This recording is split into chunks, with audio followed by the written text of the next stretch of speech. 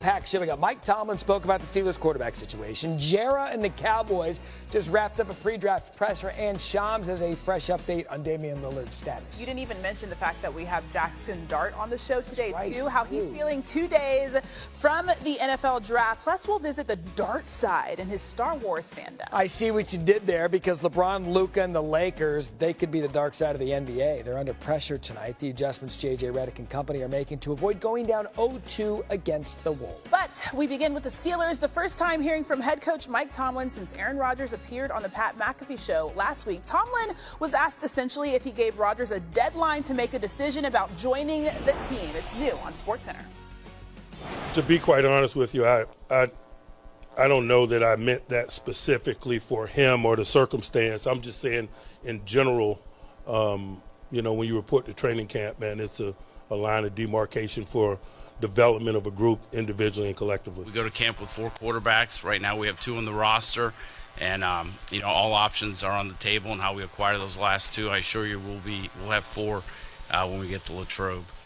So much to discuss. Our Steelers reporter Brooke Pryor is here. Mike Tannenbaum and McCourty, the T brothers, Jason McCourty, here to talk about everything Pittsburgh Steelers. And Brooke, I want to start with you for a moment. What can you tell us about where things stand with the team trying to sign Aaron Rodgers?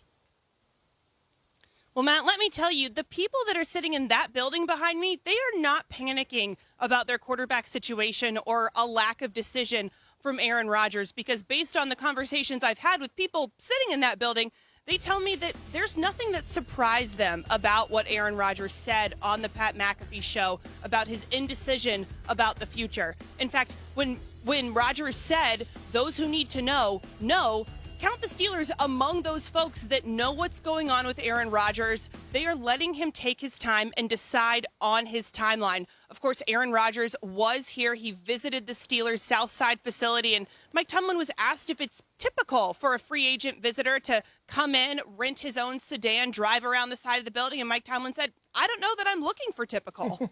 It's true, and you're not going to get it with Aaron Rodgers, so everyone's on the same page there. And we bring this up because, again, Tomlin and the Steelers spoke today. The draft is just a couple of days away. They picked 21st. We'll get to all that in a minute. But I want to have you speak GM and speak Aaron Rodgers. What did you hear from him last week when he spoke on Pat McAfee? Yeah, he's out in my mind, and here's why. We go back a couple of years ago when he went from the Packers to the Jets. He was there for the first day of the offseason program. He was clearly all in.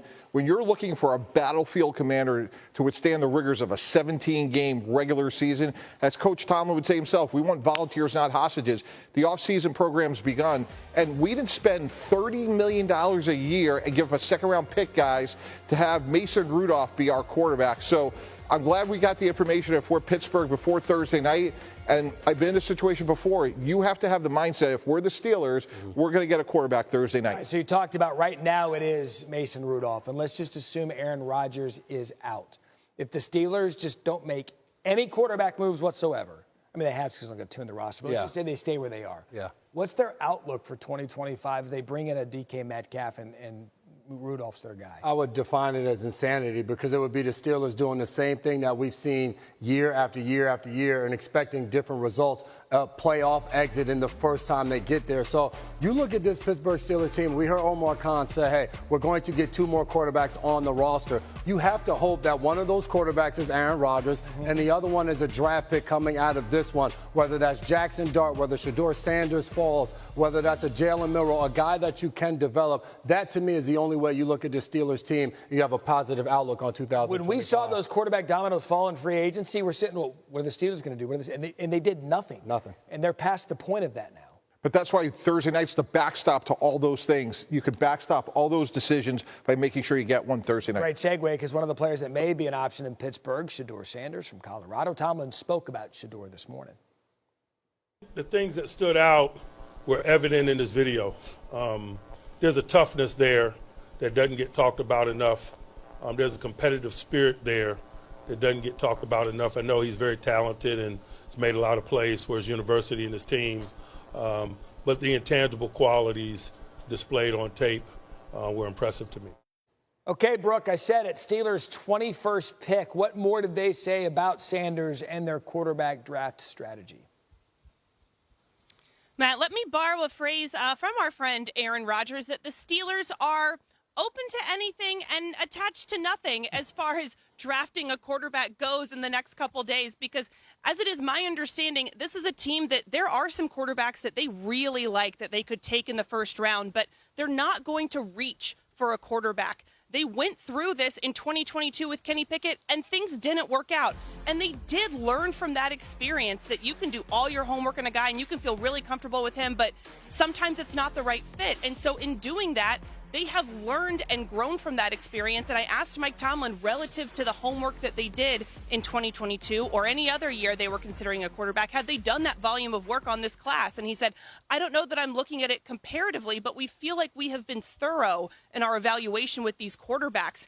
And by the way, if they don't draft a guy in the first round, they have a guy in the building in Mason Rudolph, who they have drafted in the last couple years. I guess it's been 6-7 years now, but they feel really good about him. And the guys in the locker room rally around Mason Rudolph, and they will play for him. And Brooke, thank you. And we talk about this all the time, Mike Tannenbaum, how NFL people will talk themselves to making a quarterback into a first round, when in reality is probably a second, third, or fourth. But if the class is weak, they're going to say, oh, this guy's a first rounder because it's best of a weak class. Not saying that's the case for this class, just saying that happens all the time in the draft. But then Shedeur Sanders, he's been looked, poked, and prodded coming into this process. What's a good fit for him? I think it is the Pittsburgh Steelers. And you mentioned picked and poked and prodded. At the end of the college football season, we were looking at Shedeur Sanders as being the first overall pick, and it was a conversation between him and Cam Ward. Since then, a lot has changed. So the Steelers drafting at 21, if a Shedeur Sanders is there, he would be the ideal pick to me. We heard the way Tomlin spoke about him, but I think on top of that, he has the confidence to come in and possibly play right away if the Aaron Rodgers situation doesn't work. And I think that's going to be a big part. A guy that has changed different teams that he's been on in his college career, he shows up ready to put the work in right away. And Jason, the other thing is he is tough. He's been sacked 94 times in 2 years. He's only missed one game. So, Matt, I know he's not ideal from, the high ceiling, but he is a good, competent NFL quarterback who could come in and start right away. And I actually think he's better than Kenny Pickett and Russell Wilson. So despite all the noise and the bumps, they could improve their quarterback situation by drafting Shedeur 48 hours from now. There's 3 quarterbacks matched in the first round. Cam Ward, Shedeur Sanders, and then Jackson Dart. He will join us coming up on SportsCenter to talk his prospects. Brooke Pryor and the fellas. We'll see you guys in a bit. Thank you. Christina, Matt, back with you. Bills fell just short of reaching the Super Bowl last year, losing the AFC title game to the Chiefs. Buffalo begins looking ahead to next season. Off-season workouts underway this week. MVP Josh Allen already got a new $330 million contract extension this offseason. He spoke today about how last season ended. It's new on SportsCenter. It'll still sit with me. A lot of shoulda, coulda, wouldas in that game, and that's why we play, is to be in those types of situations. And again, we're still fighting, still going to try to find a way to push through that, and whether it's them or whoever we got to play moving forward. But just use it as fuel and have a good OTAs and a good camp, and try to go into the season starting strong. Feels like it hasn't been that long since we were back in this building, but at the same time, it feels like it's been a long time being away from the guys and getting into our offense, and just excited to be back. And the Bills entered the draft with just $7 million in cap space, the second fewest in the NFL. Look at the acquisitions. Joey Bosa,